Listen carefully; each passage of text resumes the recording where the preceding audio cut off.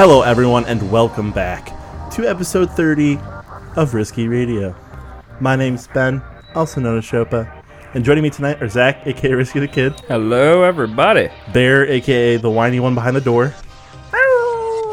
That was pretty impressive. That wasn't bad. And Lewis, a.k.a. Waterloo. Hey, my name's Waterloo. Pretty busy week. You could say that again. Getting right down to it, but Getting down to brass tacks. You love that saying now. I do. I've been saying it to my customers. They've been liking it. Oh, that's interesting. Well, Lou, how was your week then with all your customers? My week was fairly good. I had a pretty good end of the month to my business.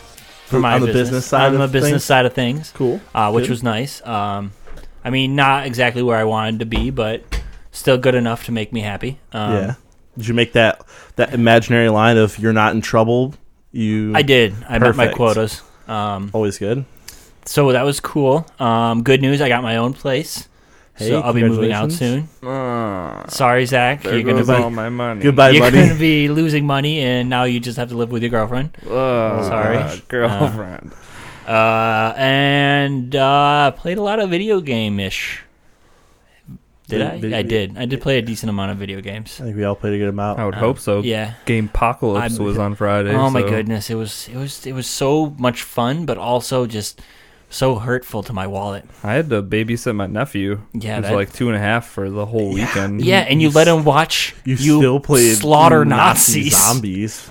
It wasn't Nazi. There was no zombies. It was just slaughtering zombies. Just straight up slaughtering Nazis. Straight up humans. Yeah. They were Nazis. That you were just... I didn't let him watch it. It was just on a screen near... in front of his eyes. It was like a bigger TV behind a smaller TV, which was closer to his face. So what do you think he's going to watch? He definitely was just watching you Smurfs and Trolls all fucking weekend. Oh, yeah, he was. Because the first thing he said to me when I walked in was, "Do you have a gun?" So I have two akimbo. But yeah. Lots of akimbo. Phone. Oh, good call. But yeah, I did a lot of video games. I played some stuff. I did them. I put my little hole in them. Your little hole? That's weird. My little nostril hole. Played a bunch of video games. That's about it. Yeah, That's Lewis, about it. what video games did you play? I played Stardew Valley. I did the cheat onto it. I renamed myself numbers. So I started a brand new one, and if you name yourself certain numbers, you'll get, whenever your name is said by any townsfolk, you get those items. Yeah, so each like item that you can have in the game is assigned a certain number. Yep. So whatever you want to be, just name yourself that number, and whenever that number gets said in a conversation, it would put one of that item into your inventory. So my name was Iridium ore. I had a Iridium bar and Iridium sprinklers for my name. So I kept getting those every time my name was said. Then I named my dog Iridium Ore, so anytime his name was said, I would get Ore. And then when I get chickens and cows. But it's just funny because it's not even like it's just a number. Yeah. Like, oh, hey, 347. Yep. And how's then your you day? get the thing. The only reason why I felt like I could do this and not feel bad about it is because I've started so many farms and got so far into it. And you got fucked with the whole Switch save debacle. So I don't feel like I'm cheating in this game. I just feel like I'm catching up to where I was. Sure. And that's like, for me, it's like I could do that, but I'm far enough in it. I'm just getting closer and closer to things, so I'm not really going to mess it up. Yeah, I don't blame you. So there was that. I'm still in fall. I'm still in spring. I haven't even got my strawberries, but I already have like $50,000. I bought a fuck ton of strawberries at that stupid egg festival, and I've got 150 that are just sitting in my inventory right now because I was like, I have too many. Save them for next year. Or I was thinking once you unlock the greenhouse, I'll just put them in there. Yeah. Me and Leah are getting really close too. Ooh, but I'm also talking a little bit of Haley on the side. You gotta be careful, Weigh out your options. I can talk to them all a little bit. I opened up the bouquet option. Oh, so Pierre's like, sure hey, if you really like a lady, you should give her a bouquet. And I was like, I'm going to hold off on that bouquet for a little bit. I got some other ladies I need to talk to, just in case. Nice. Pierre's a good guy. Pierre's yeah. He's cool. I wonder if you do that and talk with his daughter, Abigail. Oh, I talked to Abigail a little bit. We played some SNES. You get that video game play? Yeah, we played a little bit of SNES together. She's a good girl. She's pretty weird. She's definitely one of mine. I met her in the cemetery and we swung swords together. Yeah, that sounds like something she would do for sure. So I'm not doing a ton of farming. Does she have a dick? No. Is that innuendo? No. Actual sword. Yeah, she wants to be an adventurer. I haven't gotten that yet, but that sounds pretty fun. Yeah. I had a big cauliflower crop that just went up. Big, like one big cauliflower. I finally got my first giant cauliflower. Isn't it cool? And then you chopped it down and there was with an axe and a bunch of other ones inside. Yeah. Yep. I want to try to get a whole, because I think if you leave it there, it might go into the next season. I don't know. So you could just keep it there. Yeah. Indefinitely. I guess I'm like a bunch of nerds. Oh, yeah. We're just living the life farming. Farming what else? Away. We talk about Stardew every week, but what else did you get to play? Mario Odyssey. Yes. So much fun. It is top-notch Mario game. If you like Mario 64, you will love this. It's definitely some of the vibes it puts off. Instead of grabbing stars, you're grabbing moons. Quite the difference. Yeah, big difference. Instead of jumping in paintings, you're like using a hat to fly to different areas. Yeah, so you still can jump in pictures though. Have you came across any of them? One of them, and it brought me to an island, like a different land, but I couldn't leave the main like pedestal I was on. Yeah, I don't know if I was missing something or what, but yeah, I did find a picture and I hopped into it. But you can do that. You can jump into pictures and everything. Had to hop right back out of it. And then eventually you do get into like, what is it called? It's not called New York, but it's like New Donk City. New Donk City, yeah. Which is basically like New York with like real people and shit. That's kind of weird. A little bit, just because Mario and he's a cartoon and there's like normal ass human beings and you can still whip your hat at them and stuff. Take them over. So how do you like the whole Cappy mechanic? I do. It's a nice twist to it. It brings a whole kind of different like way of approaching things. Yeah, because each person you put your cap on, you have different powers with. So a lot of the like puzzles to get the moons on the islands, you have to take control of something and then do something that you could only do if you were that certain. I like the onion thing that you could grow up real tall. You grow super tall. That and was you just, pretty like, cool. Flop around. You could. I was a tank. I was a T-Rex. The tank was really cool. I was a fish. The fish was all right. There's so much I like stuff. those little puzzles that they put in there. Something I really, really enjoy was going through the tunnel and then becoming 2D. Having it be 2D and going into like Super Mario Brothers 1. I kind of wish there was a little bit more of that. Yeah, that would be sweet. But also they had to find a balance, I think, and maybe if they put any more of that in, it might have been too much. Yeah, so each island you land on, in order to get off of it, you have to collect enough moons to power up your Odyssey ship. Yeah. To go on to the next one. So that's pretty much what you're doing the whole time is collecting enough moons. There's way more moons on each land. There's so many moons on it. Yeah, than you actually need. But like for me, I was just trying to get like progress. Yeah, same here. So I'd get like 10 or whatever I needed and then leave, even though there's plenty more. But I'm assuming at the end of the game you'll be able to go back. So if you really want to collect all the moons, you can. It gives you something to do at the end of it. And I also like how there was two different types of in-game currency. There's in-game currency for each island. Like island-specific currency that you can only collect on the island. Yeah, like purple shells instead of purple triangles. So you could buy kind of specialty clothes or like specialty Safari hats. out. Did you buy anything? I did. I bought a cool Mario baseball cap, and then I bought the Dr. Mario. So Dr. Mario awesome. with a cool baseball cap. That's pretty sweet. I bought a race car outfit, so he just looked like he belonged in Mario Kart or something. Yeah. But there was like safari outfits that looked sweet. But I think that was one of the currencies that was only from a certain island, so I didn't do that because that was a lot tougher to come by than the currency that you could literally collect everywhere, just like normal gold coins. I didn't have any problem finding the regular currency. The regular currency? I mean, not the regular currency. The special currency. Yeah, special currency. I guess I just didn't go out of my way to get it. Like, if I saw it and knew it was going to be a puzzle to get to it or something, I'd just be like, nah, there's not a moon over there. I'll keep going. If I saw it, like, off in the distance, I would go running for it. Just to grab it. Because why not? Yeah, exactly. The boss encounters are pretty fun. Yeah. Bring that up. I didn't have I only had trouble with one boss encounter. The slime guy. Just because that was a little troublesome, and the other one was actual fighting Bowser's Cap, because I didn't play with the Joy-Cons separate. Yeah, so I played with the Joy-Cons on. The game wants you to... It really suggests to play Joy-Cons not attached. But, like, most people play this thing portably, so then you're telling people to use the Joy-Cons. You could use them to, like, flick flick the hat a different way. You could use, like, shake them together to... I don't even know... That would do like a homing cap, couldn't you? Like, if you shook it enough, it would, like, spin around in circles and shit. Yeah. That's like, because if you throw the cap and then like jerk it to the left or right, the hat will kind of jerk that way. But if you have them connected, it's like you have to move the whole system. Yeah, it's just weird and uncomfortable. Fun little fact: more people are actually playing the Switch portable than docked. I believe it. I would have expected that. Yeah, 100%. But yeah, that's one thing I kind of wish wasn't in the Mario, is that the necessity so to much play motion control. Yeah. That was my one complaint in Zelda too, is the motion control. Whenever when you'd have to look around at shit in Zelda, you'd have to actually be like looking up at the ceiling or the puzzles where you had to like move the ball, and it was like one of those old mazes, the old school mazes where the ball drops out of the bottom. But other than that, I think the game was awesome. There's not a lot to complain about. No, I couldn't. It was one of those games where you turn it on and you're just smiling the whole time. It's just good, just fun. It really Nintendo brings you fun. Exactly, Nintendo hit this right on the head.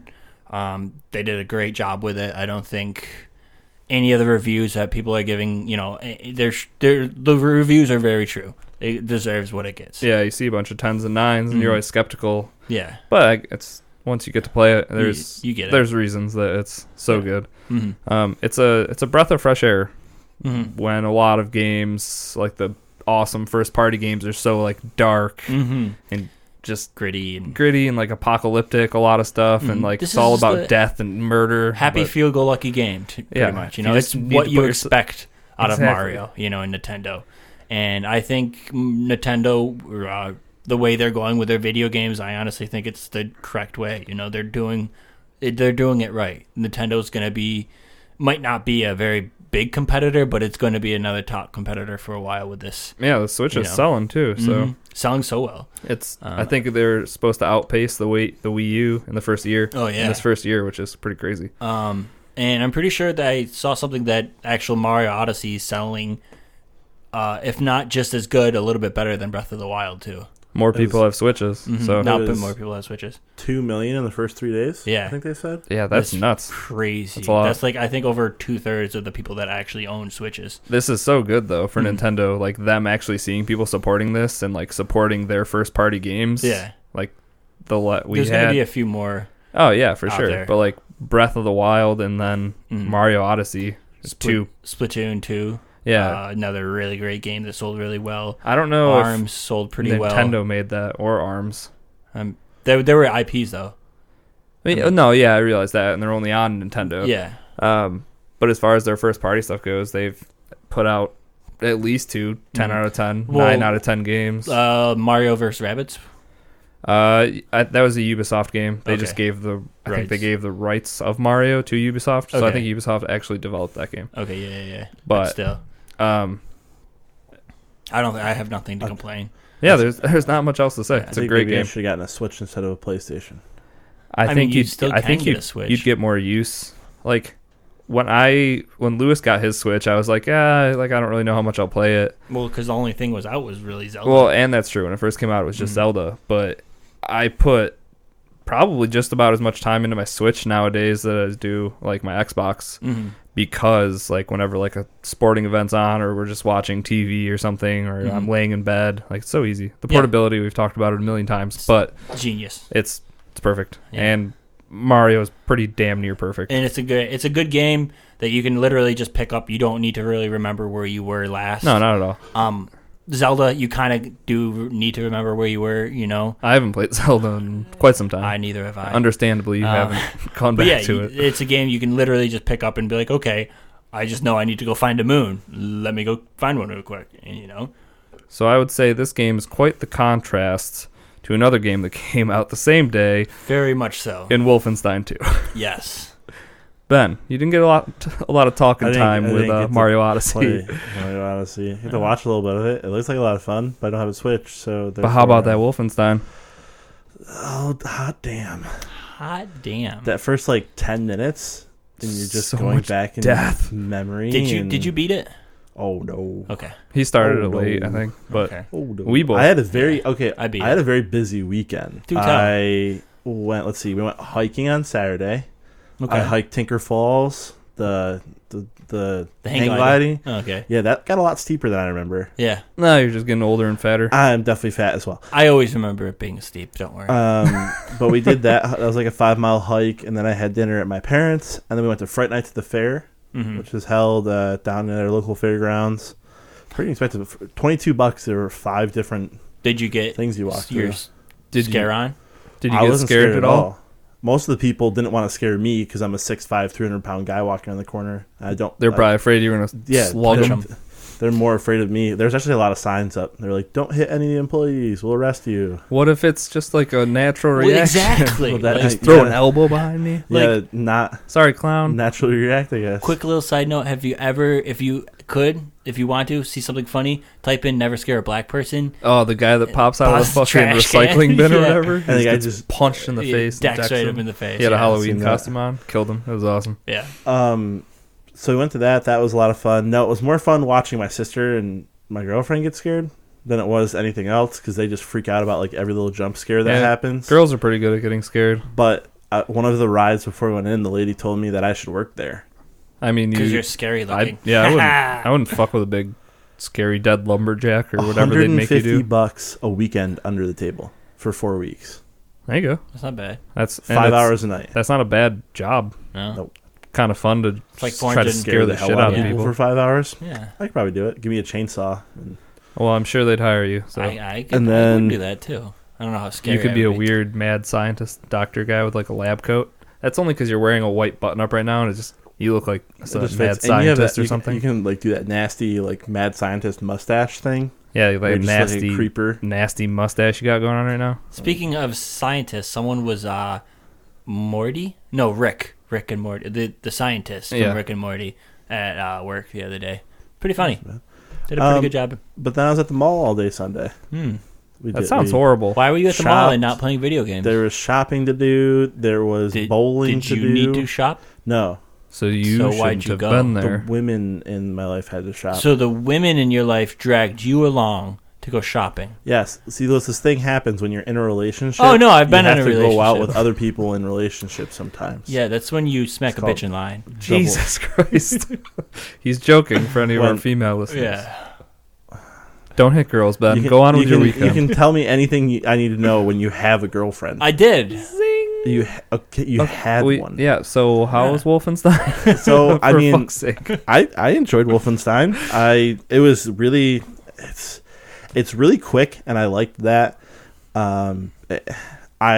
Zach told me to play it on the hardest mode, so did you do that? For the first 37 times, I never got out of the first room because I would turn in the corner and die. I got you good, you fucker. Yeah. I don't know why you would even think of putting it that hard. I can only get on the PS4. Okay. Because it was all at Redbox. Yeah. And so the leaning in this game is fucking dumb. Horrible. Yeah. You have to hold right trigger or R2 to aim in, hold right trigger, right bumper or left bumper, and L1 to instigate the leaning process, and then you have to push the thumbstick either way to lean. I didn't do really much. And you leaning. can't move. Yeah. If there was integrated leaning where you could move and then lean over, was there not a little? Wasn't there? I think there was a little bit of that. I feel like I never held down two buttons automatically on a wall. Lean. If you were on a wall and aimed in, you would aim around the wall. That's what it was. But you could also free move either way. Okay. And it was just really annoying to do. But I'd never want to aim down sights in that game because it's all pretty horrible once you ADS, in my opinion. Oh, really? I thought the hip firing looked a lot better. And you got a circle reticle right on the center. And I don't think you lose any accuracy not aiming down sights. No, after I got the ability to go akimbo, I was pretty much akimbo the whole time. Yeah. Yeah. Akimbo's great in this game because you can mix and match any two weapons together. And you're super fast, so like the game plays super fast. It's like fast like Doom. I would say it reminds me of Doom. Or Lawbreakers. Remember how quick Lawbreakers was? Yeah, yep. Lawbreakers, RIP. I don't know if we talked about this, but they had 10 people on their servers at one point. They had just enough people to fill up one match. Wow. So that's depressing. Ouch. Literally 10 people playing that game. They actually I caught an email from one of the streamers that was going live who said that he was getting paid to play Lawbreakers from 8 a.m. to 12 p.m. the other day. Yeah, it's the saddest thing. They probably paid 10 people to just play it. That's just crazy. So they would have enough server space. That sucks. I mean, I didn't get terribly far. I think I only played for like 4 or 5 hours total. I mean, but that's for like a 15-hour, well, I don't know how long it was more like 10 hours maybe. Was it? I thought it was 14. Someone said 14. And I would say like 12 is what it felt like. But I mean, so that's still a decent way into it. Mm-hmm. Yeah. It sucks because we can't really talk too much about it just because so much of this shit in here is just it's spoiler heavy. Yeah, like the best scenes, I don't want to ruin them for anyone, but some of the shit in this game, the cutscenes are off amazing. the fucking walls. Yeah, I really enjoyed their cutscenes. Their little characters were really good. Dude. You know, even the evil lady, fucking Frau Engel, Madame Engel, whatever. She was that crazy she had bitch. A good little like, twist to her. Dude, she's one of like the scariest fucking villains in video games. Yeah, like straight up. I mean, she's psychotic. Yeah, and she it's really awesome. is. She doesn't even look scary. She looks like an old German lady. I saw somebody. She has that little, somebody tweeted a picture, and of her, and it was like. So the main villain in Wolfenstein 2 is Hillary Clinton. If you kind of look at it, it's not far off. Yeah, but little daughter. So yeah, her chubby daughter, who's not bad. Don't do these. Yeah, the cutscenes are all super good. The characters are all really well written. Yeah, they're all super likable. Mm-hmm. I would say. I don't think there was any character that was like, I could do without that person. Once you go to, was it Louisiana that you pick up some resistance fighters? Yeah. Maybe. Some of them you didn't get to learn a ton about them, but even them, or even they were like written well, like the clarinet player. Yeah, you didn't really meet that. You didn't meet him or the girl lady sniping. The sniper lady, the priest dude. Yeah, he's integral to like the rest of the story. He's really good. Everyone was really solid. You know, they were good. You were saying something about the face or something. Whose face? Their faces. Or something? Her. They posted something about her face and whose face? Fraulein.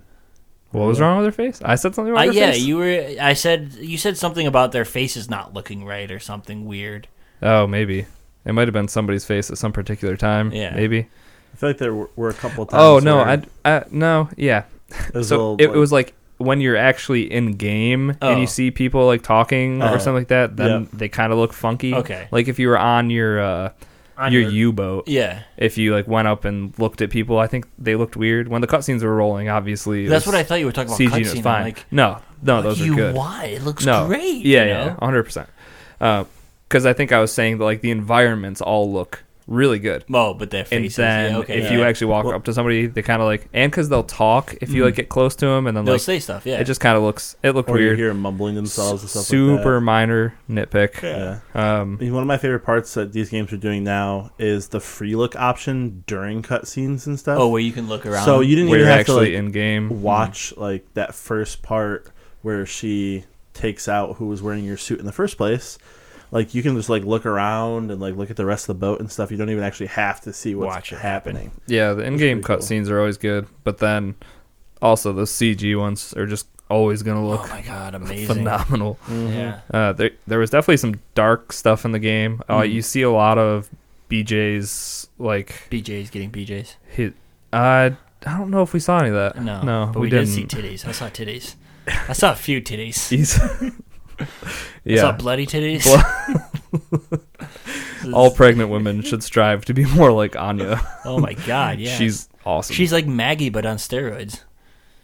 Wow, yeah, that's a good call, actually. Right? Maggie from The Walking Dead and Anya. Yeah, I like it. They're like the same, but she's just way more badass. But BJ's childhood is what I was going to say. You saw a lot of that. Oh, yeah. You see kind of how he was formed into the man he was because of like how fucked up his dad was, like his dad's relationship with his mom, and you get into some of that stuff that's dark. But then you also have the comedic relief at all sorts of different points. Which you play the first like 15 minutes of the game in a wheelchair. Yeah. It's funny. As BJ, just as a badass. You're fucking murdering you're slaughtering people in a wheelchair. But if you're not careful, you definitely can get slaughtered quick in this game because it's pretty fucking hard. I had to turn down the difficulty. I know. You would definitely know. So me and Lou both started on like the difficulty above regular, above the default. No, I thought it was 2 above regular. Maybe it was. I don't know. Either way, so we both put it there, and then I got to like a final big battle before the game ended. Yeah. And I had to turn it down because I had tried and died so many times that I was like, fuck this. That like, was an annoying part. It was going to get to a point where I was going to stop enjoying myself. And I had such a good time up to that point that like I didn't want to ruin it for myself. So I bumped it literally all the way down so I could breeze through it. What that did, and I wasn't thinking about it, was that the achievements that went along with beating it on a higher difficulty, because I think you got an achievement for each tier of difficulty. So if I had kept it there, I would have got like 4 of them. But because I did that one like scene, like I got the lowest achievement. But fuck, whatever. It's just I bumped it down a little earlier than that, just because I was just getting really frustrating at this one point, and I was like, I knew I bumped it up, so I didn't feel like I was cheating that much by bumping it down. And you had played enough of the game on a harder difficulty. The ending, the big battle, it did take me a few minutes to figure out how to do it. I probably died a few times. The battle I was talking about? On top of the ship. Yeah. And one thing I did find really useful is, did you ever do any saves yourselves? Or did you only let it autosave? Because I did. I probably fucked up there. Yeah, because what I did is, you know how that last battle has like 2 parts? Yeah. And once I beat the first part before those annoying guys come out, I saved when I had full health and full everything. Just so you'd know. So I knew exactly you did the where first I was. part. Yeah. Had it done, and then that. I did not do that. And if I did that, I could have went back, loaded my save, and then beat it on the fucking difficulty. I was going to say, I think that would have also helped you with your difficulty. Yeah. If you beat that first part with not getting scaved, which is easy to do. Yeah, for sure. Then could, There's enough ammo and health and armor laying around. That was one thing for me. The whole picking up. If you ran directly over like ammo or armor and shit, it would pick it up. But like if you missed it by like 6 inches, I felt like I was just constantly missing shit. Yeah. So I was just spamming the X button. And if the things were already down, I'm pretty sure you had to hit the X. Okay. If they fell off a body and you walked over them, you would automatically pick them up. Yeah, or like if things were like a foot off the ground on like a shelf, you would have to pick it up. It wasn't gonna like automatically pick it up. You had to. So I was hitting X a ton, like a lot more than I wanted to. Now, did you, when you were in the U-boat, get into that chair to do those decoding things? I didn't do that until the very end of the game. So once you beat the game and you roll credits, you go back on. I feel like it's not really spoilery. You. There's more to the end game. Yeah, the game doesn't end when the game's over. You can go back and you can take out targets like from the Nazi regime, like all the commandos and shit like that. So you can go to individual missions. It also lets you pick up things that you may have missed in certain levels. So there's a ton of collectibles in this game. Yeah, something that I wasn't. If I saw it, I'd pick it up, but it wasn't going out of my way to look for that kind of stuff. Gold pieces, diary entries, all that shit. So you can get that after it by going on these assassination missions. Okay. So yeah, I did go into that chair, but it wasn't until I went into the chair before the end of the game, and I was I figured out eventually how to decrypt it, but I never was able to decrypt everything in time because. Really? Yeah, because the timer restarted every time. Well, yeah, it restarted, but sometimes I swear I would hit the left trigger, and I thought this one was going to be next, and it all of a sudden jumped way over here, and I'm like. So then I hit back, and then I just couldn't figure it out. This sounds like user error. I was going to say it could just because I didn't have a problem with it. Yeah. But what did that actually decrypt or unlock? So it unlocks the locations of the guys that you have to assassinate. Okay, gotcha. So once you decode the little thing, it'll be like this guy is in New York City in this area. Okay. So you could click on the area on the map and actually go right to like an area that was pretty close to him. So I think I did 2 or 3 of those. They take maybe 5-10 minutes a piece. That's not bad. But it gives you something to do afterwards if you still want, or if you want to go back and get your collectibles. Yeah, it's a great way to do it. Okay. I didn't unlock all the guns. I missed one, I think. Well, which on one? The primaries, like when on your right hand, there was always one that was missing. The last gun I got was the was like the incinerator gun, the hand shot what the fuck hand, like a rocket launcher, grenade hand cannon. Thing? Was there a gun after that? Because that was the last gun I got. I did get a big ass heavy weapon. Well, those that you just find throughout the land. You like shot and it started like looked like a portal. It would open. Yes, like the giant glowing ball that would just incinerate people. But I didn't get any gun. Like there was still a slot in my game. I'd never got. Okay, no, there was one for you too. I think so. Yeah. So I don't know if we actually missed something or if maybe what. Maybe we did. That feels bad. Yeah, especially since it's a gun, you know? Yeah. I want to see what it does. Because, like, most of the guns are fucking awesome. Yeah. That shotgun is probably one of the best feeling shotguns in video games. Did you upgrade it all the way? No. I did a couple things. Yeah. Maybe. Oh. I don't know. Dude, it gets brutal. Yeah? Oh, my God. That's awesome. Fucking slaughter people. All the game... So, like, each gun has 3 unlock spots that you can, like, upgrade. You upgrade them with upgrade kits that you find. So if you don't find those, first of all, you're kind of fucked. Yeah. But you find enough of them where you can take your favorite couple guns and upgrade them as much as you want. Which was the main rifle I upgraded all the way. The first machine gun you get, I upgraded that all the way. I did the DMR all the way, like the single shot, the semi-auto rifle. Yeah. And I put a silencer on my pistol. I didn't even touch the pistol. Did you go stealth at all ever? Oh, I played mainly stealth. Oh, really? And you didn't use a silenced pistol at all? No, I got the silenced submachine gun. Because then I also put the nail gun attribute to it, which heats up the bullets so they do more damage. Oh, that's pretty sweet. And I just did the pistol and I was doing headshots for as much as I could. So I'd go quiet until shit hit the fan, then I'd just sprint. Now, with the attributes, how, like, if you silently killed so many officers, what did the attributes actually do once you upgraded it to kill, like, say at first you had to kill like 30 and then after that it upgraded and it said now you have to kill 40? So I mean, it would tell you did you ever go into the skill tree? No, I didn't. Oh, okay. So like those things that were popping up for you would be like 20 out of 25 headshots. Yeah. Once you leveled it up, you'd get like 10% more headshot damage. Oh, okay. So there was a whole skill tree. It's a passive skill tree, so it's like you're not actually using unlock tokens.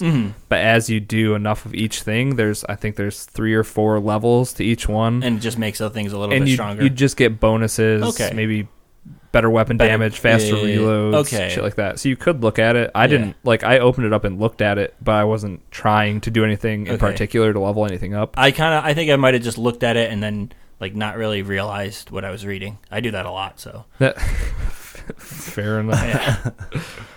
But I liked the game. It was very fast paced, but sometimes I felt like I wanted to slow down just because some parts were just hard that you needed to like almost kind of take your time with it. But I felt like if I slowed down, I was generally fucked. You were dying. Because the AI is pretty smart. Like, if there's a way to be flanked, they're going to flank you. And if they're close to you and you're playing on anything but, like, the easiest mode, they kill you pretty quick. Yeah. So. And they're good. They throw grenades and they know what they're doing. Yeah. Yep. So, think there'll be a third game? I could see there being a third game. Because Mecha Hitler is someone we have not fought yet. Like the old Wolfenstein games, the final boss was Mecha Hitler. Oh, Hitler's still kicking. Yeah. Even through this game. So like, I want to talk about that scene. Dude, there's so many things you wanted to talk about. It's this was a perfect change of pace game because it was like 10, 12 hours. Yeah. Super linear, and super story based. It was definitely nice. It was really good. I kind of wanted to play more after I returned it, you know? But I also felt like the same thing after I returned Fractured Butthole. I was like, well, I kind of want to play it more, but, you know, I don't at least with you beat... I beat both of them, so... The thing is, once you beat games like this, and we have so many fucking other games, like Shadows of War, Assassin's Creed... I was trying to play that last night, but I turned it on, and I'm like, I just can't get into this. I wish I was BJ Blazkowicz just killing Nazis. Yeah, so I turned on... I played Battle Royale Fortnite. Fortnite? There you go. I played that a little bit. They have a Halloween event going on right now, don't they? Yeah. Something? Or hat? I don't know if there was there one? There was. They had a few skins out, stuff you can get. They had a pumpkin launcher. Oh, yeah, they did. They replaced the rocket launcher, and you fired just pumpkins. Yeah, I definitely saw people in like Halloween costumes. Like skeleton. There's like I was skeleton gonna outfits say SWAT and skeleton stuff. or something. It was all. There's a few games that did Halloween specials. There's a couple. Overwatch, I'm pretty sure, had something out. For Honor also had something too. Why? 15 players of For Honor got more stuff than Destiny 2 players did. So. Yeah, it's true. We didn't get jack shit. Hey. At least For Honor still has more than 10 players. Oh, that's true. Maybe. Who knows? Kind of. Did you have any final thoughts on Wolfenstein, Ben? I know we just fucking wouldn't let you talk there for a second. For the first 30 minutes of this podcast, just Mario Odyssey, and you were busy doing girlfriend stuff. Me and Lewis were busy crushing video games all week. Oh man, I wish I had the no girlfriend Lewis life. Yeah, it's not as glamorous as it sounds. Fair enough. At this point, it sounds fairly glamorous to the side. The overnight nurse girlfriend also sounds pretty nice. It's pretty good. Yeah. So mine's home and crabby all the time. Ugh, that's the worst kind. Yeah. I don't know what mine will do. I'll find that out. She'll be imaginary. It's the best guy. He's going to play so many video games because he's just going to get Taco Bell every single night. No, I'm actually not going to do McDonald's that. is right next to are you going to start cooking now? I am. Yeah, bullshit. I'm already thinking of how I'm going to do it. I'm going to put little tabs. Like, this is Monday's soup. This is Tuesday's soup. So you're opening up a soup kitchen in your fucking apartment? Yes. Let's invite all your homeless friends over? No, I gotta keep just so you know, at Wegmans, mac and cheese is 33 cents a box. That's not that the good blue? Macaroni and cheese. What? Is that the blue box? It's the spirals. What does that mean? Kraft macaroni and cheese. No. The blue Wegmans brand spirals. I'll just make 33 cents a box. That's all I let. Yeah. So Ben, how was Wolfenstein? I liked it. It was fast paced. It was great for me. I do wish I got it on the Xbox because I like playing first person shooters like this on the Xbox. Oh, of course. It was a little different on a 55-inch. But I still loved it. Stop looking at your new 55-inch, Zach. Speaking of 55 inches, I got a TV. A 4K TV. A 4K TV. Say not just any TV. For that. I got the TCLP series after lots of research and not wanting to spend thousands of dollars. I went with something that is kind of in my budget and just went for it. I feel like I would be really sad if I got my X on Tuesday and then didn't have anything 4K to play. And then I was like, oh wait, it still looks the same. This isn't better. Well, it's supposed Tuesday? to be. Yeah, dude. Life is happening. Video game life is coming. So yeah, I went with that TV and mount's coming in tomorrow. Yep, gonna mount it up on the wall in the office. Hope Megan doesn't see it for a while. Maybe tell her it's Ben's or something. Hopefully she doesn't listen to podcasts. She won't. No. Fingers crossed. So cool side note is I actually don't have to pay the first month's rent. Yay! Because they're giving me November free. So but first month's rent. Don't you need a security deposit? Yeah, but I've already put half of it down. Oh, so you can definitely get a TV. Other half. And an Xbox One X. I can get an Xbox One X, I think. And a TV. I just have a Best Buy credit card. That's what I threw. I threw that up. Yeah, last time I tried to get a Best Buy credit card, they said no. But I was living down in New York City at the time. So maybe now that you gotta work on that credit, bro. A full-fledged job. I had a full-fledged job when I was down in New York City. What did you do in New York City at that point? He was a caviar bar man. I was a manager of a caviar bar and boutique and / bartender. Why do I feel like you made a lot of money then? I made decent money down there. Yeah, but he was living in New York City. Yeah. If I was making that money now, it'd be pretty good. I'm making a little less than what I was making down in New York City. Yeah, but it was New York City, and New York City sucks. Just for expensive. living. It sucks for living, yes. Fair enough. Mean, yeah. Unless it's you great have a great weekend job. Getaway. Yeah, and you can afford like a penthouse Yeah. that's fucking 1,500 square feet. Yeah, if $2,000 is nothing to you and you can pay that for rent without like batting an eyelash, no, you're gonna love New York City. Yeah, it's perfect for you. But if you pay like $900 of rent and you're like, what am I gonna eat? Then don't live in New York City. Yeah, that's why I haven't moved yet. Can't make enough money. I think you're just you're stuck in. I think you're home. New York. You're a Syracuser. You're a Cuser. Jess just told me the other day she would be able to move to Los Angeles. You're stuck here. Yep. So I'll see you in forever. We can't do a podcast if you're living in LA. You guys can come visit me when I live somewhere else. No, these fucking two. You guys send me postcards when you finally leave Syracuse. I'll send you a postcard from Seattle. You'll send me a fucking postcard from Teal Ave down the street, you dickhead. True. So that's what we've been playing this week. I don't think anything. Did anyone play anything else? Well, besides like Battlefront. the normal shit. I did play. You played Battlefront? No, Battle Royale. Royale. Oh, I was like he was mentioning. All right, talk about it, but never mind. I played some Overwatch, which was fun to get back into. Did you play during the Halloween stuff? I did. I got two Halloween loot boxes. Didn't get anything that seemed too Halloweeny. No skins? No, I got like a Diva skin. Were they Halloween boxes? Aren't there certain boxes for the Halloween? They were like pumpkin boxes. They were pumpkin, like the little pumpkin things that little kids carry around to put their candy in. Just a little pumpkin pail. A jack-o'-lantern pail. A jack-o'-lantern pumpkin pail holder thing. Gotcha. That's where they were. They had like a bunch of candy in them, and then the candy like exploded into your 4 things. All right. It was pretty cool. Nice. I dig it. I just saw the Call of Duty World War II loot box sequence today. I showed that to you. It just kind of like falls out of the sky. It's a giant wooden crate, and you just see it, and it just lands, and shit 3 pops cars out of it. Pretty cool. Didn't they have that in another one? Where it comes out of the sky like that? Yeah, maybe. I think one of the Battlefronts, it was kind of like that. One of the Battlefronts? There's only been one. One of the Battlefields, sorry.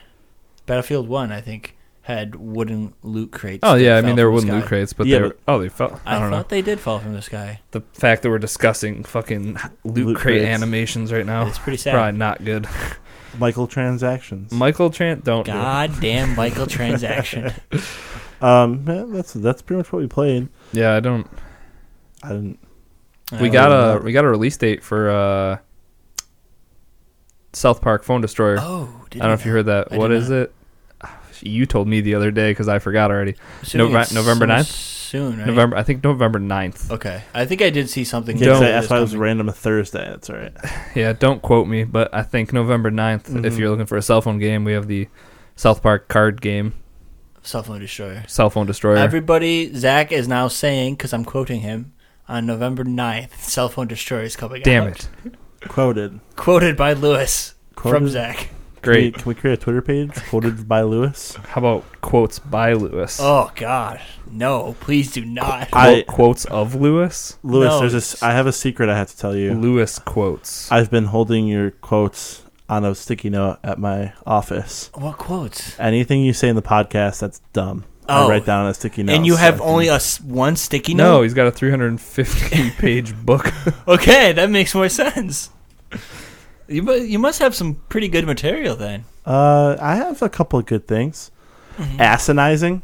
Asinizing, which is one I remember. It's a good word. Literally made up a word. Asinizing is a word. Denomish.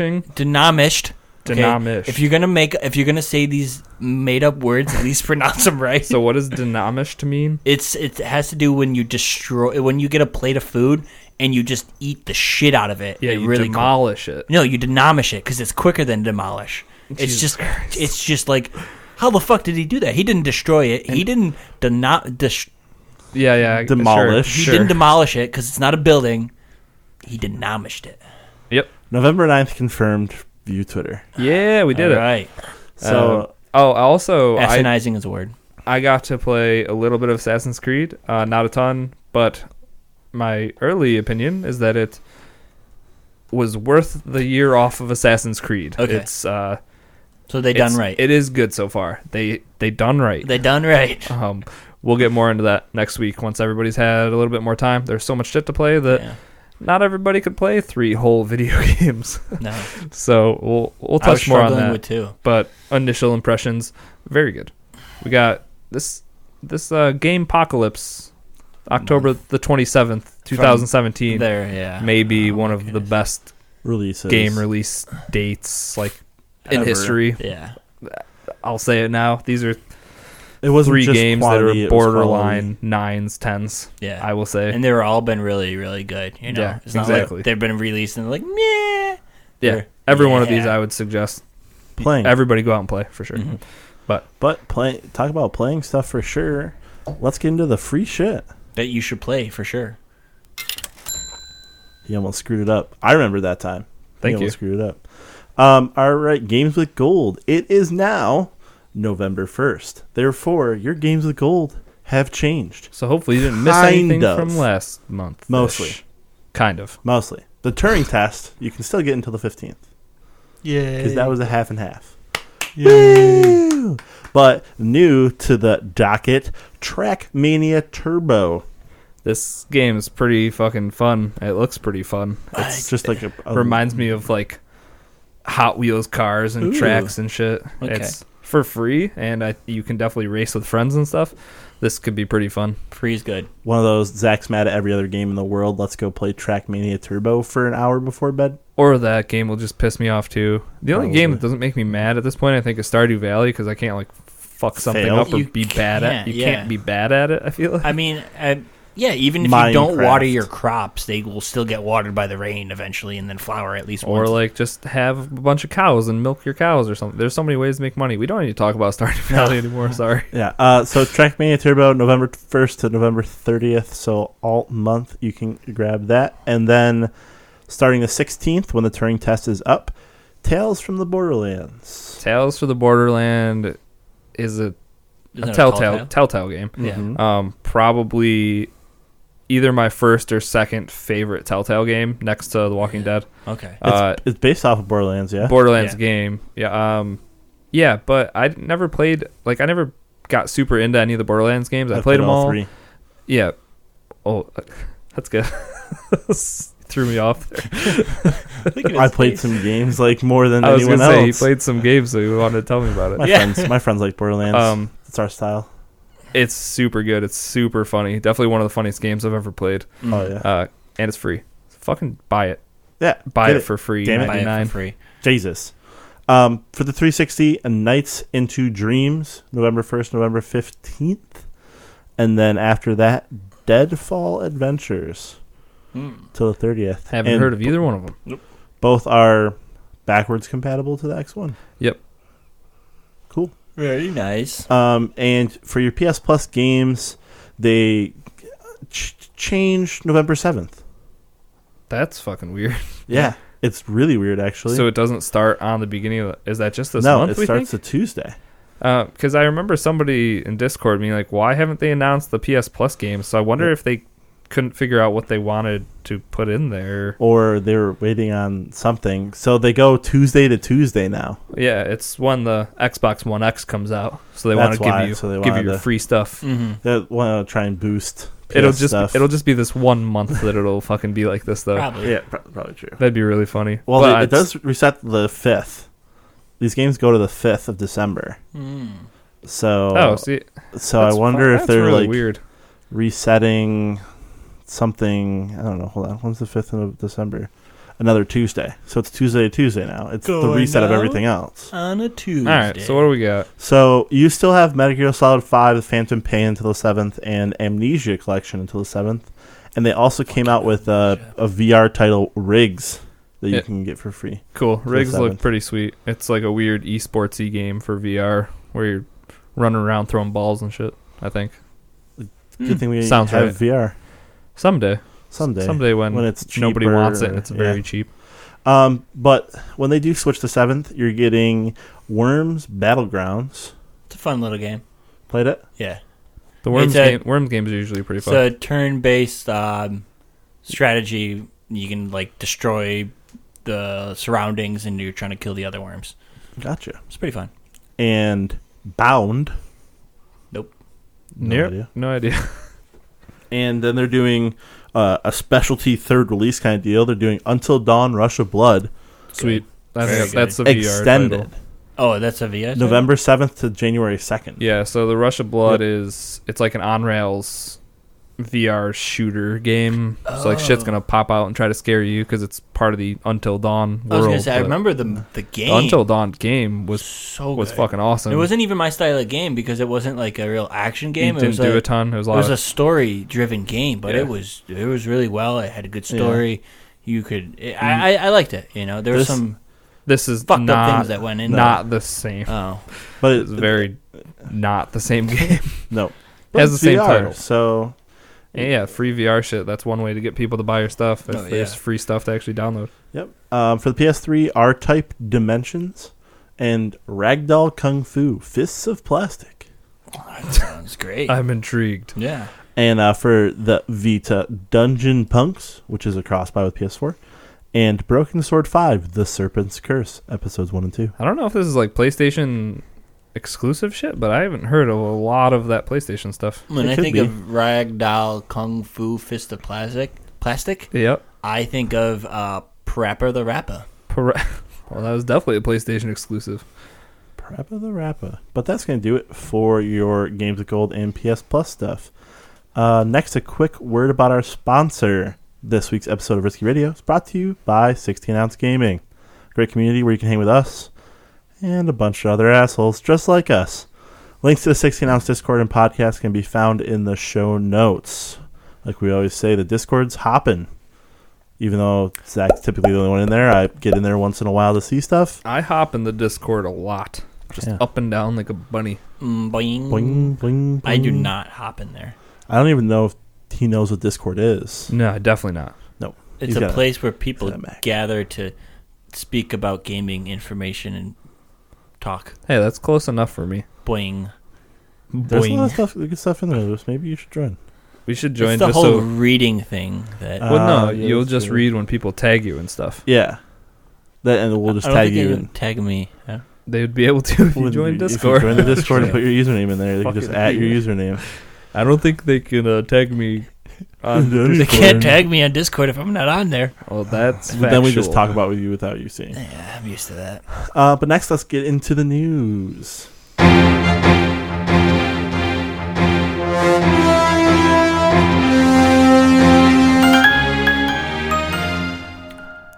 All right. Sorry if that was really loud. It felt really loud. Yeah, you got bad ears. That's true. Or really good ears. One or the other. All right. Lewis. That is my name. Themed 2Ds? Yeah. Themed 2Ds. I keep my titles really vague. So this is for the Nintendo.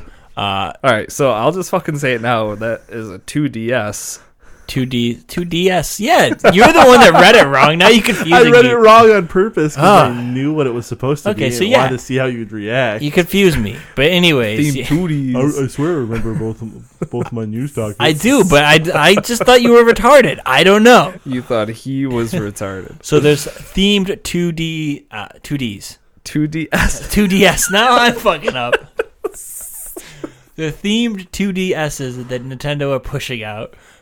There's 3 different varieties that you can grab. You can grab a red and white one, and you'd get Super Mario Bros. Already onto it. You can get a blue one that comes with Mario Kart 7, or you could get a Link green one that comes with Ocarina of Time. They're pushing these out for Black Friday. They're going to be $79.99. Oh, that's not bad. That's a pretty good price. Yeah, for the 2DSs. Are these are the open face ones? The flat ones, yeah. They're not the new. They don't clamp. The new foldy ones. No, but they come with those games automatically. Those games are loaded into them. Yeah, they come for with $79. Pretty good. Yeah, that's not bad at all. Shit. Ocarina of Time is definitely worth it. Great game. So they're all. You should be able to find that deal everywhere. I'm assuming wherever. Yeah. 2Ds or so. Wherever 2Ds are sold. Double Ds, I should have said. But yeah, that was pretty cool. With all these things being remade, retro style, I know, like 2Ds, S's aren't that old, but it's cool how they're kind of pushing them out custom, you know, if you really like one of these 3 games. So that's such a perfect gift for like younger kids who are first getting into gaming and need a handheld. Yeah. Because like that thing's like a brick too. I feel like it doesn't fold, so kids can't snap it in half or anything. And you're not forking out $300 for a Switch. And it comes with a game too, so you don't even have to buy them a game. And that's a hell of a deal. I got my 3DS for $100 last Black Friday. Yeah.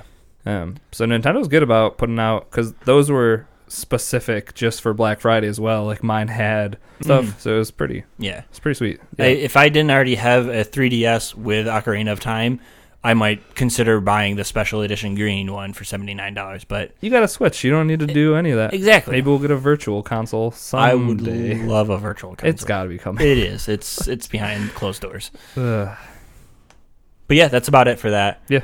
See, I told you I memorized it. If you read it right. Yay, Lewis. I've got something in my front pocket. It's a middle finger. All right. GameStop rental program? I put these in an order and you skipped them. Yeah. Question mark? I think he just didn't want to read his order. Yeah. I put them from least interesting to most interesting. Well, I'm not doing that when I change my mind. GameStop rental program? Not do something. I'm the host. I can do whatever I want. He can do whatever the fuck he wants. That's horseshit. So GameStop, they haven't been doing well, obviously, because they sell physical copies of games, and that's not the best business to be in right now with things going digital. No. So they came out with this new thing called the Power Pass. The Power Pass is their rental program for $60 for 6 months. So $10 a month. I don't know why it was written that way. Yeah. That's weird. Probably because $60 is a game. It's like this is how you have to buy it. You have to buy 6 months of it. Yeah. Right. You can take out any used game in the store, one at a time, so you can have one rental out, and you can just swap these back and forth whenever you want, as long as they have the used games in stock at your GameStop. So some of the newer games, it'll probably take a little bit longer to get them. Yeah, but now, can you return them at any GameStop, or like say I get this pass at the one behind our house, I have to always go to that one? I think it's like Redbox, where it's not really gonna matter what store. At the very end of the 6 months, though, this is kind of cool. You get to keep one used game. Oh, really? So I don't know. I feel like there has to be some type of stipulation to that, because if you go the 6 months and then like. What if I want to do it for another 6 months? Well, you could just renew. But in your 6th month, if like a brand new game comes out and you get to pick that used copy, like I wonder if you'd be able to do that. Like if you started it up and then Far Cry 5 came out a month before your shit ended, could you just take like a brand new copy of, not a brand new copy, but like a used copy? I think so. Used copy, but yeah, so you're paying $60 and you're essentially getting a game and playing however much other shit. Like, as much as you want. Hey. So it's you have to be a Power Up Rewards member. There's free subscriptions to that. There's also paid subscriptions, but you can have the free one and get the Power Pass. So it's pretty good. Are you trying to get the dogs out of the room? Yeah. They just won't listen. It's because you're not talking. You're just pointing at stuff. Yeah. I guess that's because they make so much goddamn money when you return something and it becomes used. Like, you could buy Far Cry 5 and then go return it the next day, and you get like $3 for it.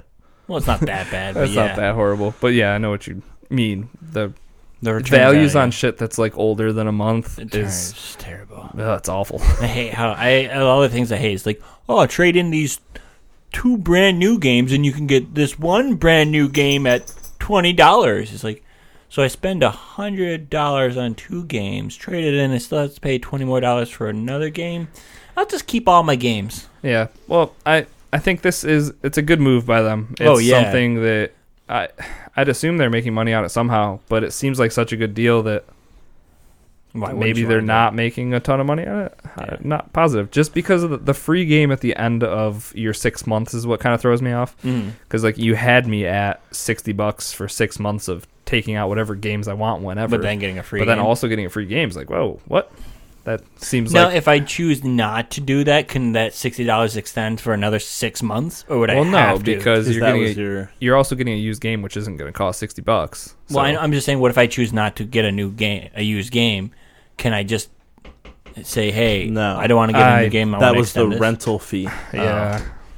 I don't know. I still don't see how me taking a game out at 9:01 on a Friday and returning it by 9 p.m. on a Sunday for $3 gets.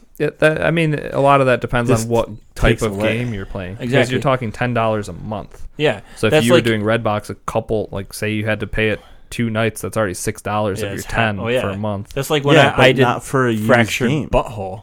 It doesn't matter. Well, They're used games anyways you're getting out of the red box because someone's used it before you. But he's just saying that there's newer games in the red box, true. Which is fair. A lot of this is going to come down to what's in stock at your GameStop. It's all against the type of player you are, too, because I really give a shit less about older games, to be honest. And a wide variety of games, I would say, as well. Yeah. So if you're somebody who plays a bunch of different shit from a bunch of, like, if you want to just take on an infinite backlog of games, boom, this is perfect for you. Or even, this is another thing, like, with what I say about Game Pass, this is a great something for someone who just bought one of the consoles. If I just bought a PlayStation for the first time, there's a ton of shit on PlayStation I wouldn't have played. So buying this for 6 months. Where are you buying this PlayStation? What? Where are you finding this said PlayStation? He's making a joke because you said PlayStation, not PlayStation 4. So he's saying you're making a joke about you buying the original. Think about how many games you could play on a PlayStation. There's probably some great games I missed on the original PlayStation. But yeah, so if you're a new console owner, $60 for 6 months to play some of the shit you might have missed is cool. Because you're definitely not going to buy those used games now. Yeah, and at that point, you don't have to buy a game with your console at that point. Because this is, so you buy a game, say you buy a console at Christmas. Say you go out and you haven't had a console and your parents get you an Xbox One X for $150 on Black Friday. That'd be impressive. Yeah. Again, where are you going for this stuff? You find an old PlayStation. You got a S. Okay, I thought you said X. That is a real thing, by the way. That's for everybody listening. That's why I said it. Yeah. Kohl's $150 for Xbox One S. Kohl's, like Kohl's. I'm gonna go buy a suit. Kohl's. Suit. Have you ever actually been in a Kohl's? It's a department store. Kohl's. That's what I'm saying. Kohl's. Kohl's, yeah, they're a department store. That's where I bought my suit jacket. That's where I bought my tie. You can also buy lots of other stuff. Yeah, I know, but I just wouldn't expect a game console to be sold there. So this works, or like a Christmas buy, where all your new games came out and maybe people returned them because they didn't like them, or they finished the campaign and returned them. Yeah, Then you don't actually have to buy a game.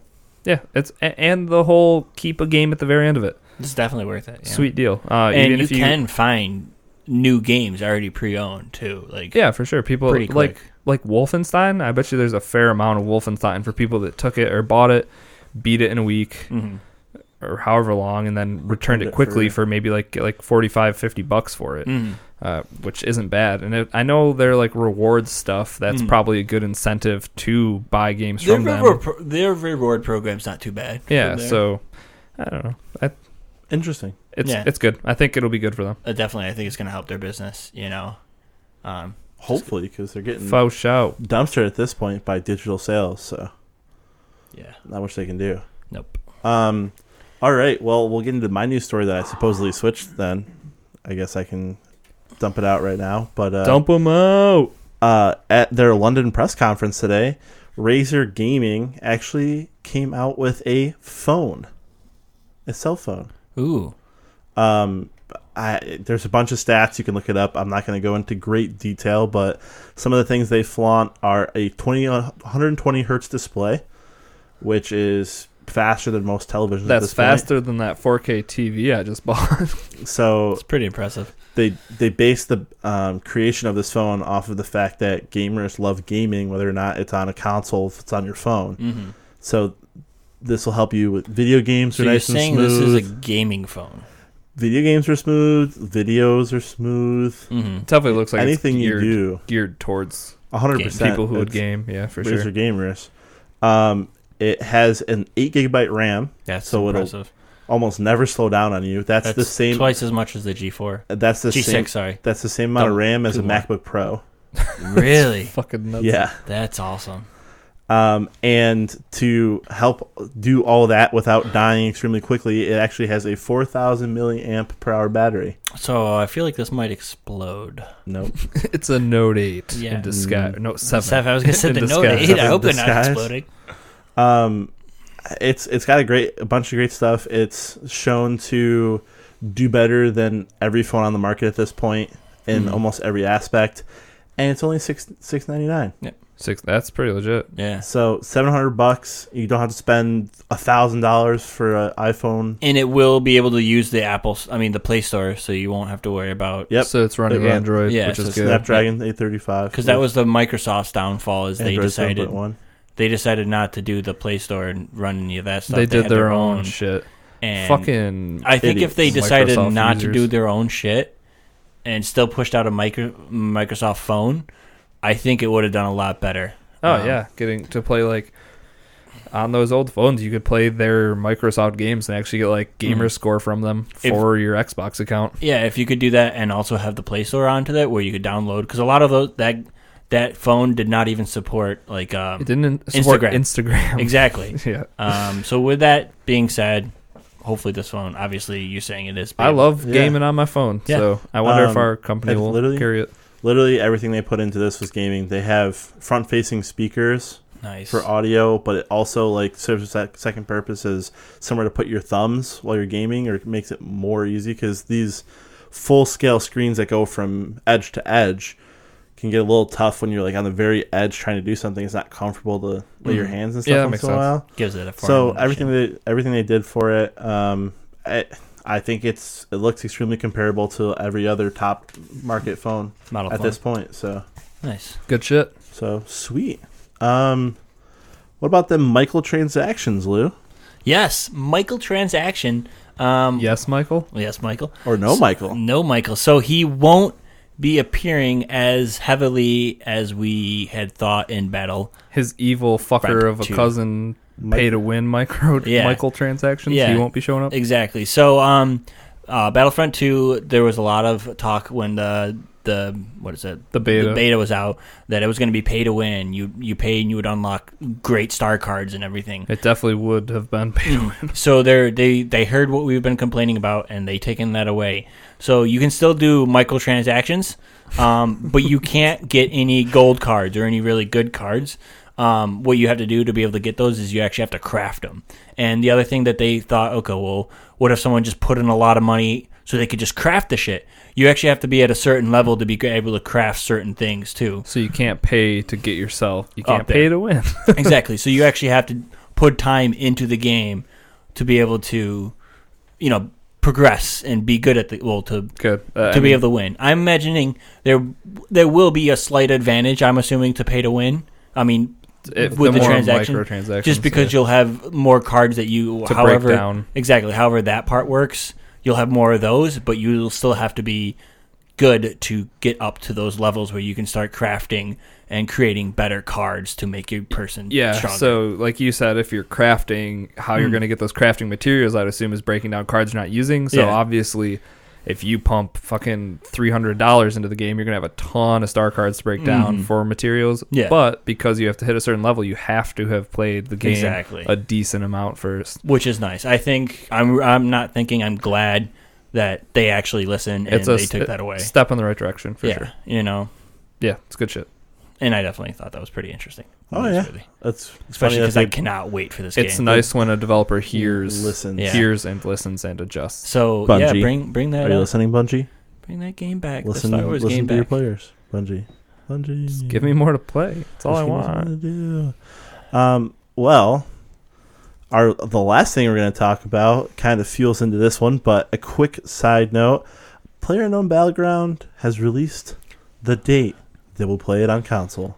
Xbox release of the release date, right? Because it's a Microsoft release. Yeah. So this release date is strictly for Xbox. Yeah, there's no PlayStation. There really hasn't been mentioned at all. Quite some time. So December 12th. Which initially I was like, this makes a lot of sense coming out when the X comes out. Like, because there's not I think Lucky's Tale is the only Xbox One X launch exclusive. So it would have been really PlayerUnknown's Battlegrounds. That would be pretty sweet. It was either that, or in my head I was like, what if they're just like, right now, if you go on your Xbox, you can play the game. Like the biggest fucking mic drop that would be announcement that Microsoft could have at this point. Yeah. Because those kids on Sony right now are thinking, like the kids that play PlayStation that don't want to play PC.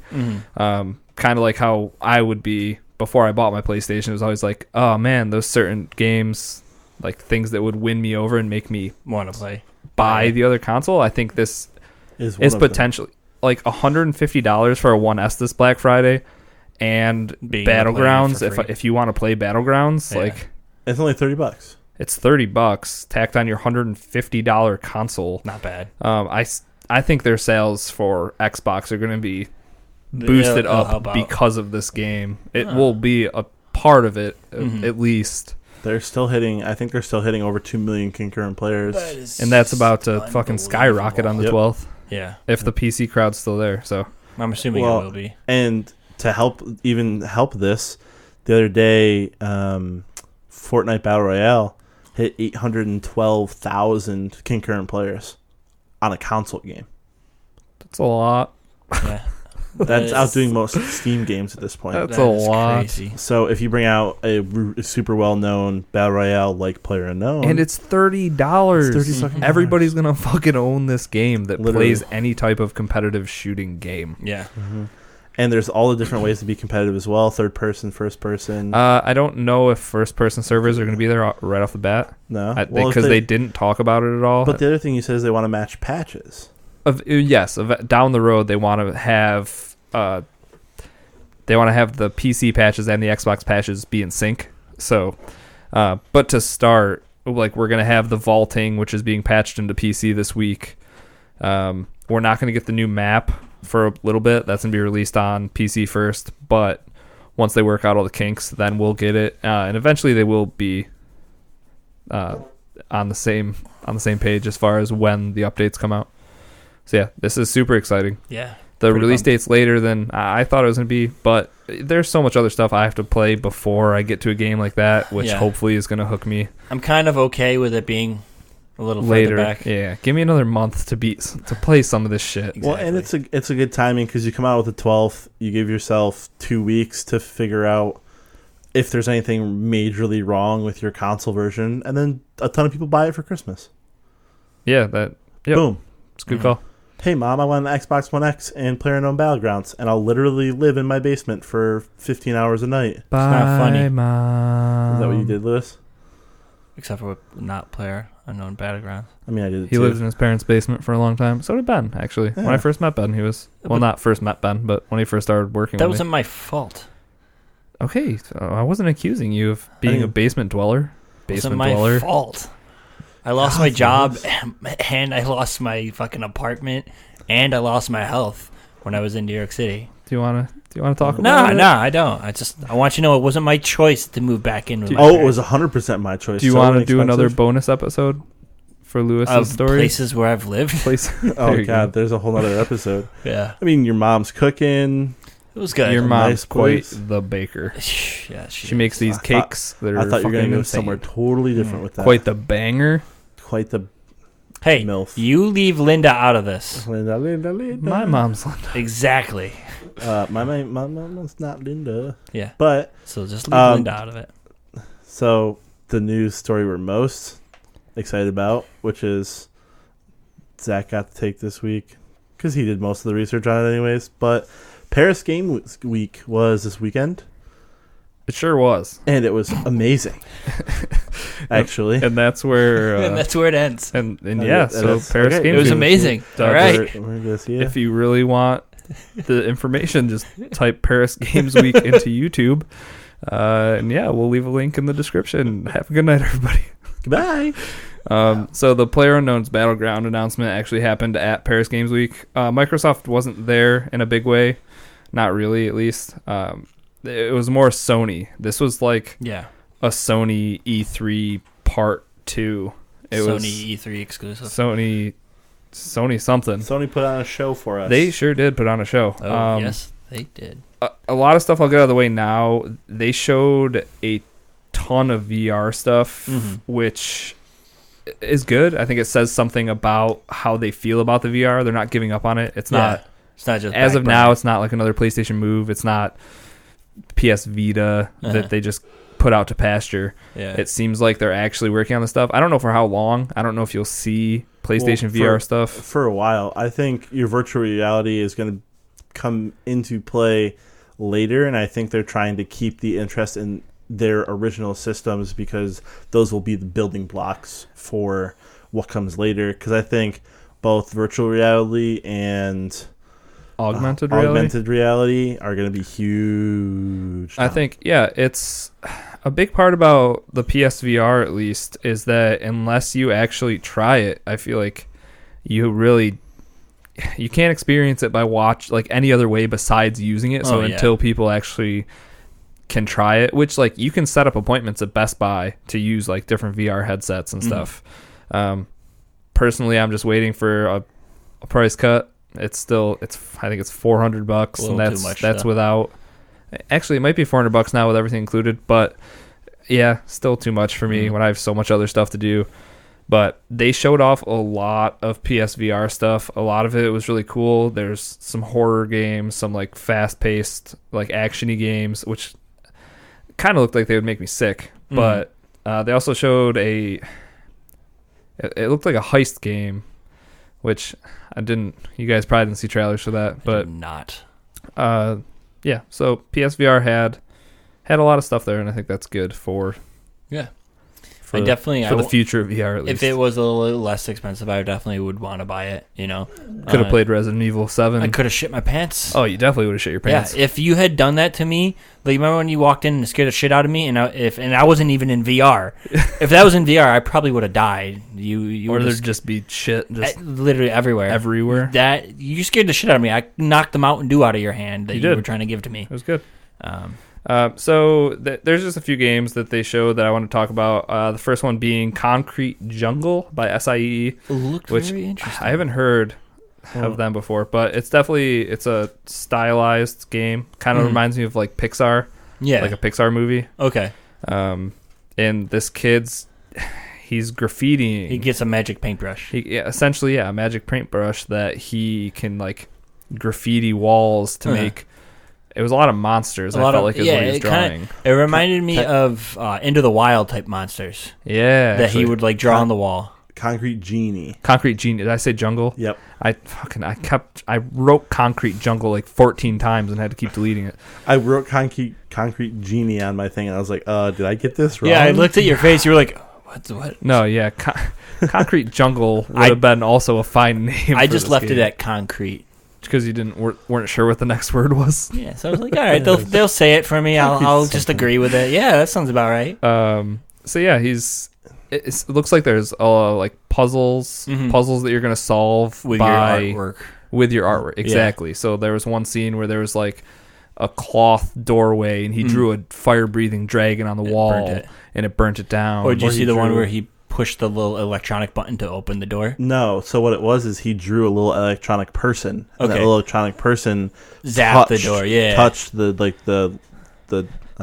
I'll say a button that wasn't working. Short-circuited it. Circuited the button to make the door open. And then there seems like there's some enemies. The antagonists are like bullies. Bully boys, but when they do, it was when they bully you, you lose artwork you've done before. They pour paint over what you've drawn. Yeah. Or if they bully you in a spot, that artwork goes away because you become sad. Mm-hmm. Looks cool though. I don't want to spend too much time in each one of these just because there's a few I wrote fun and creative. Oh, definitely fun and creative. Yeah. Sure. I think it'll be fun. I don't know if I'll buy it right off the bat. Ghost of Tsushima was my God. Samurai game. So this is I wrote yes. All right.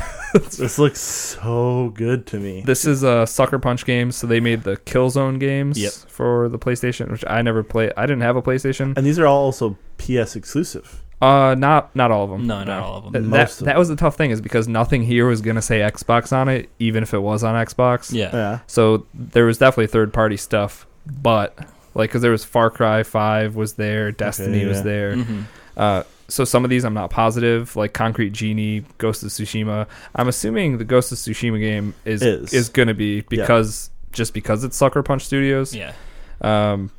So it looks like, well, from what I had actually read an article that says it is going to be an open world samurai game, nice. but the trailer was just beautiful. It was a super nice looking trailer. It didn't even. There wasn't even too much gameplay. If there wasn't, I don't think there was gameplay at all. It was just a little bit of background story into why you have to go on this journey. Mm-hmm. Yeah, so samurais, ninjas. I hope it has an awesome fighting mechanic. That's what I'm looking for. Almost like maybe not as technical as For Honor, but I want it to be kind of like that. I think one reason I'm excited about this is because we don't have games in this setting. Samurai setting. Not really. No, like the last good one was like Ninja Gaiden. Yeah, something which was weird because in the very end when he stood there and he's just holding his sword and it was like panning out, I was like, is this like a reboot of Ninja Gaiden? Is actually what I had thought, which I haven't played those games, but I was like, yeah, that kind of makes sense. I would like something open new. World with a nice fighting mechanic, especially if you're samurais, because when you think of samurais, just all sword skills. Exactly. Yeah. You need to put something like that in there. So yeah, if they nail the combat, I think the stories that you can tell from that era are probably pretty awesome. Oh yeah. So yeah, Ghost of Tsushima by Sucker Punch Games. The next one was Erica. I think it was Erica. It's a live action game, which we don't. I think there's only a couple of those. Quantum Break was a live action. Had live action parts. Cutscenes. Yeah. These are actually interactive live action, so it's definitely a storytelling game.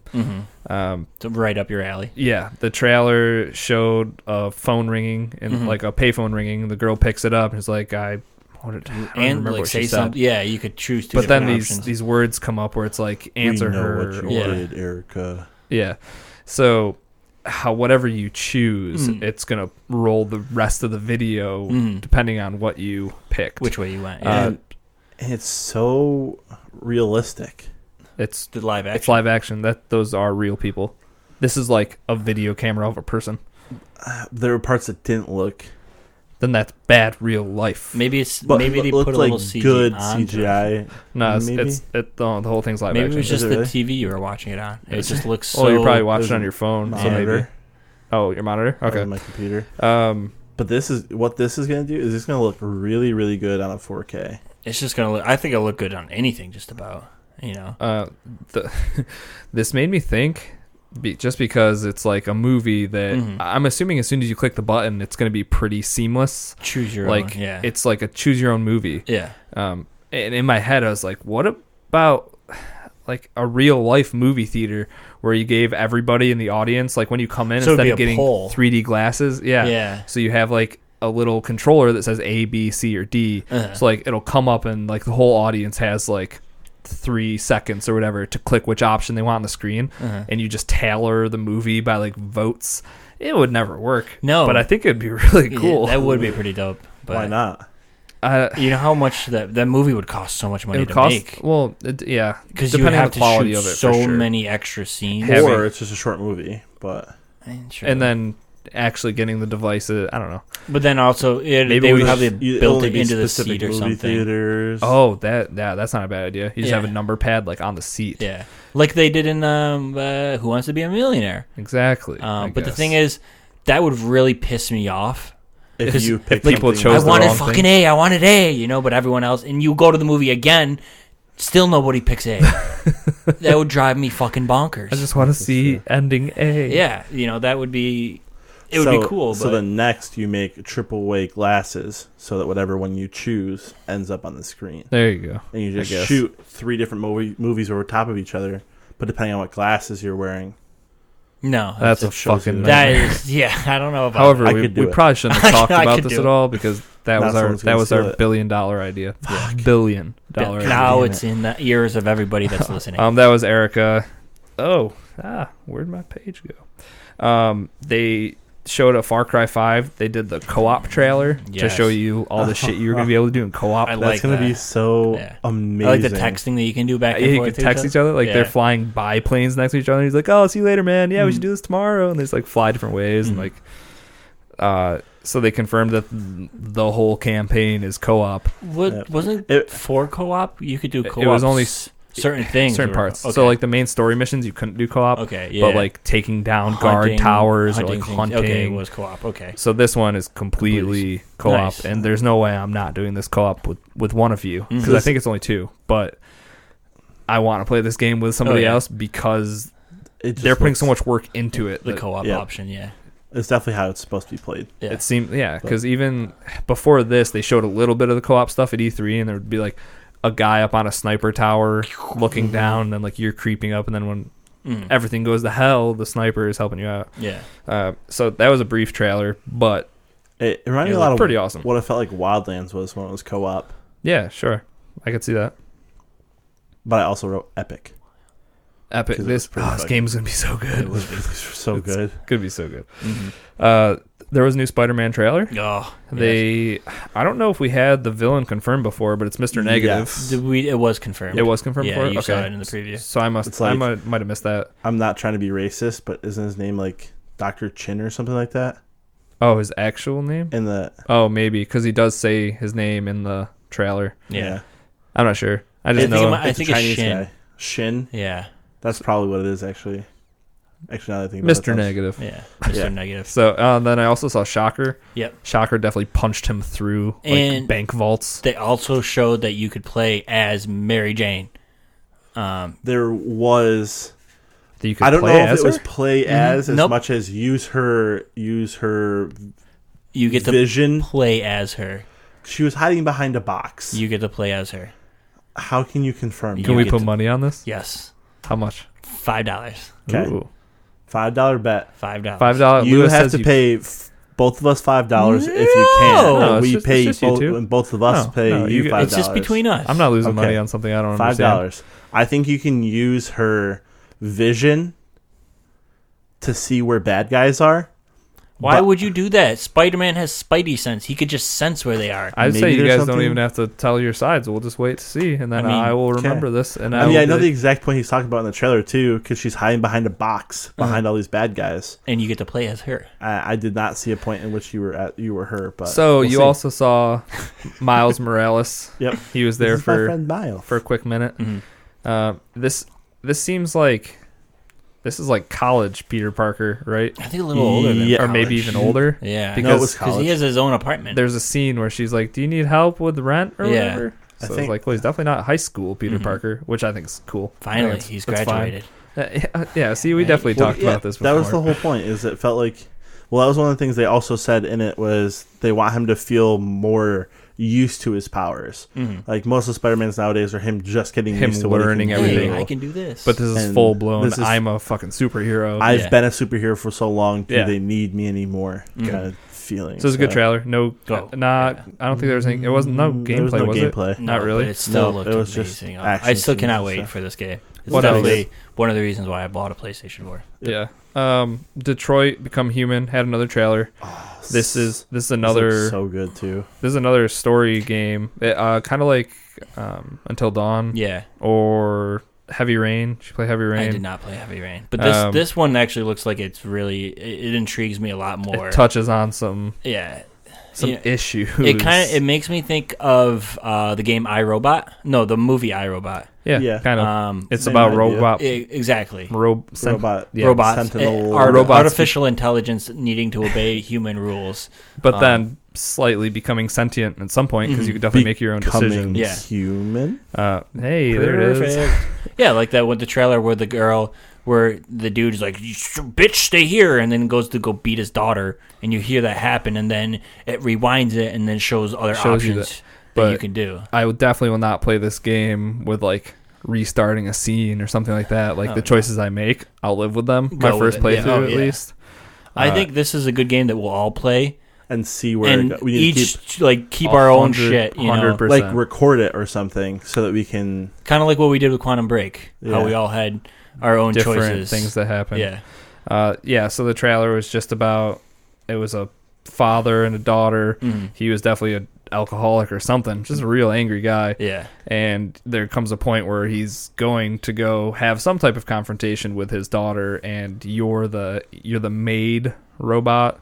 So you have the choice to sit there and like listen. You're the unnumbered 5th, 6th, 7th one that he's broken, that he's destroyed and rebuilt. So yeah, it just shows you like, hey, if you don't interfere in this, that little girl is going to die. She was dead. If you interfere, it shows you like jumping through a window with her, and like running away, or fighting him off, or actually fighting him.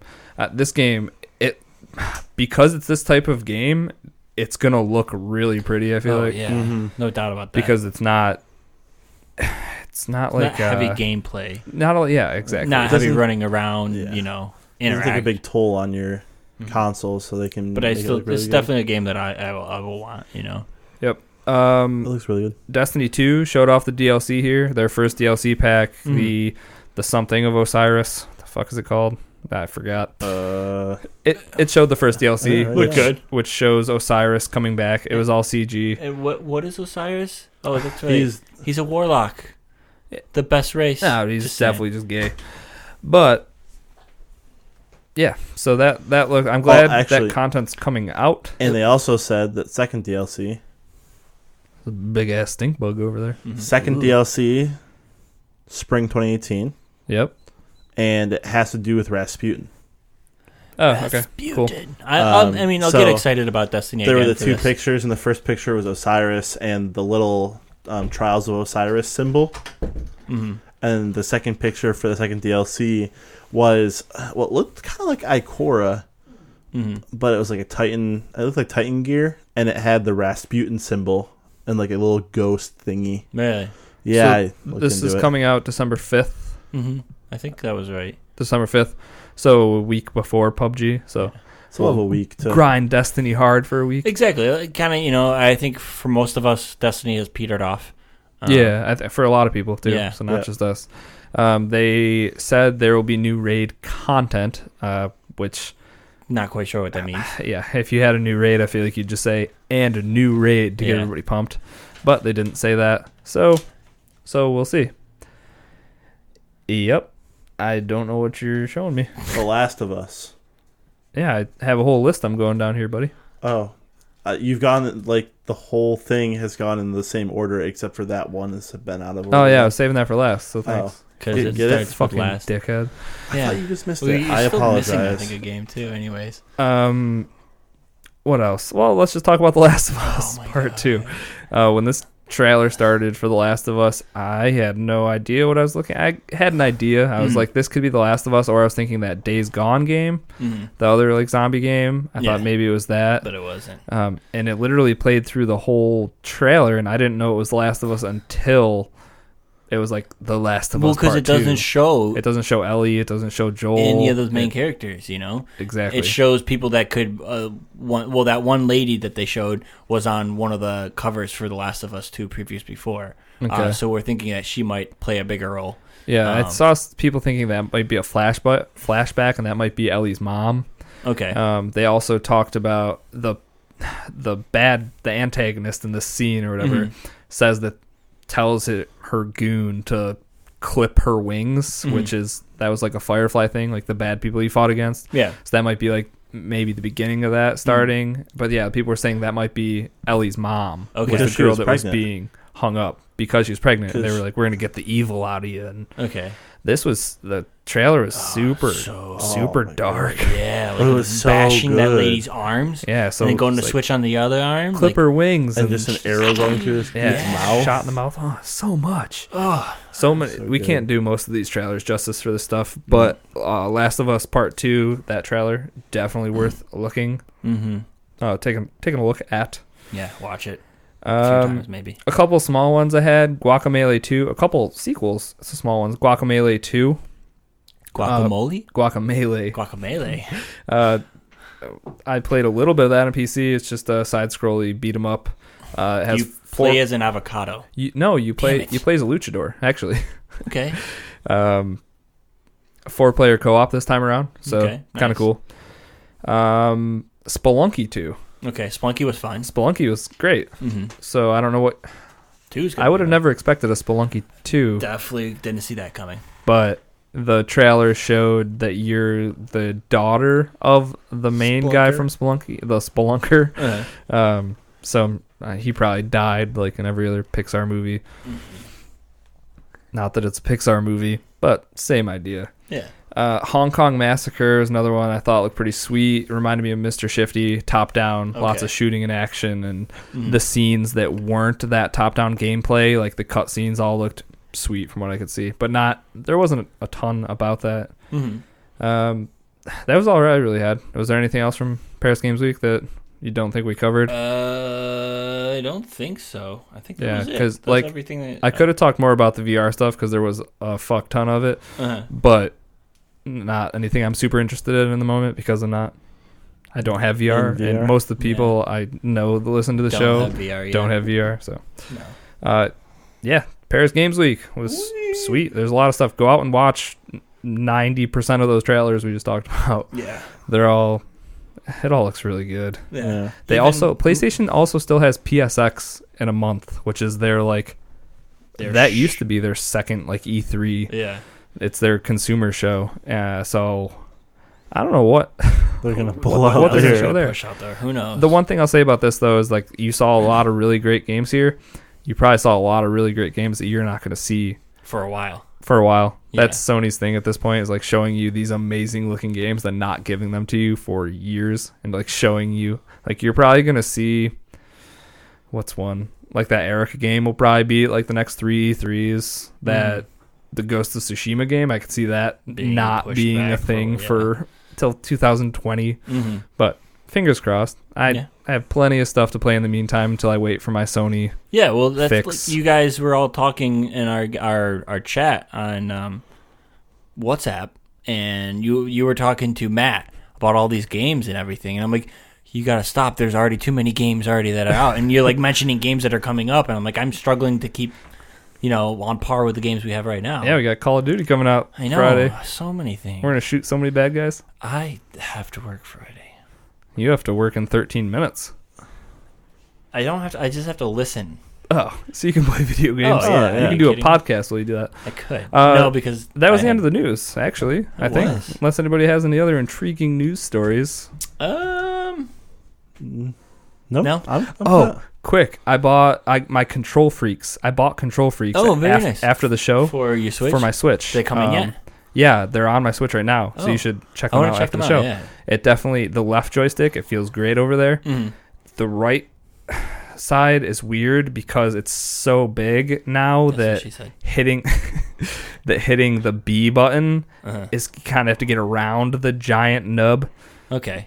So they're good though. I could see these being great for games like Splatoon. Yeah. Anything you need good precision for. I'd probably use the Pro controller still, but these definitely give you, if you got big ass hands or giant thumbs, these extra Control Freaks, bringing up the analogs a little bit and making them wider, pretty awesome. Nice. So good to know. I use them on my Xbox, so yeah. So you know what I'm talking about. Oh yeah. But well, that's gonna do it for the news, and that's gonna do it for the podcast this week. We did it. We got through it. Yay! And there was much rejoicing. Yay. And there was much rejoicing. We should probably get a button for that. It's applause. Yeah. Oh my god, we got to take the clip from Mighty Python and the Holy Grail, and that much rejoicing part after the Robin Hood's minstrels. So minstrels, the people that play the instruments. Maestros. Nope. Maestros. It's a minstrel. Yeah. It's a fucking minstrel. And I always say menstrual, like a menstrual cycle. Like a menstrual cycle. Yeah. Oh, you hate the menstrual. Jesus Christ. All right. Let's go around the table. Where can we find you, and what will you be getting into this week? You can find me at Waterloo on Xbox and on Mixer. You can find me at Waterloois on the PlayStation Network. I will be getting into some trouble. Not the board game. Probably an Assassin's Creed. I'm going to probably play some more Mario Odyssey. There's just so many things that I want to play that, now after seeing that Last of Us 2 trailer, I've said this before, I want to get back into Last of Us. Don't know how much that's going to happen. We shall see what happens when it happens. It's not going to happen. Nope. You can find me at Risky the Kid everywhere. Assassin's Creed Origins. And Call of Duty World War II. Yep, that'll be on my market. Those will be my mains. How about you, Ben? You can find me at OMG at Shopa everywhere as well. A lot of Call of Duty, some Assassin's Creed probably. If you want to get in touch with us here at Risky Radio, you can email us officialriskyradio@gmail.com, or you can direct message us at _Risky Radio on Twitter. But that's going to do it for us tonight here at Risky Radio. We had fun, and I know you did too. We'll be back next week for a brand new episode. So until then, we'll catch you later. Bye-bye. See you later.